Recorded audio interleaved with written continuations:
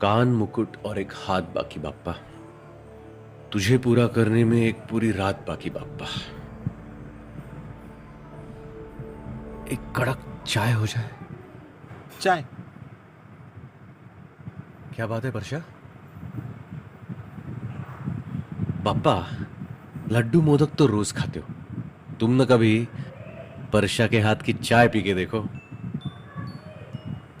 पहली चुस्की एकदम गर्म होती है, पीते ही सारी थकान नरम होती है बाप्पा। दूसरी चुस्की में तो कमाल होता है, पीते ही कड़कपन का धमाल होता है बाप्पा।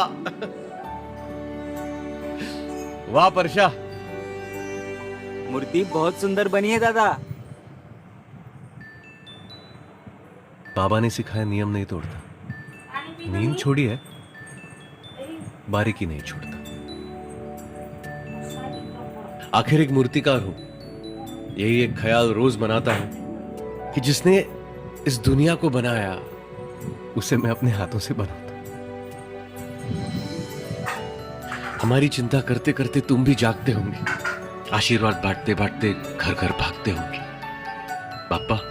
पर कभी थक जाओ ना तो बेधड़क मांगना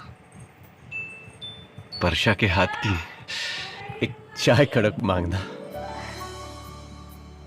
पापा वैसे स्पिरिचुअलिटी में भी तो टी होता है।